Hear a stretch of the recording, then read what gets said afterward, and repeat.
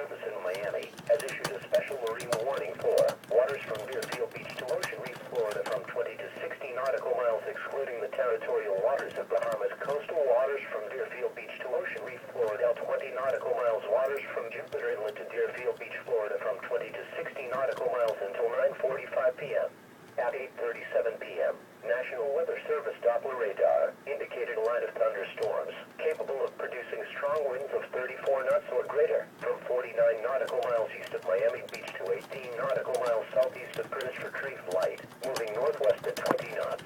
As thunderstorms move over the water, mariners can expect strong gusty winds, high seas, dangerous lightning, and heavy rain.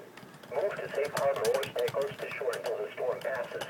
If caught on the open water, make sure all safety gear is available and life jackets are being worn by you and your crew.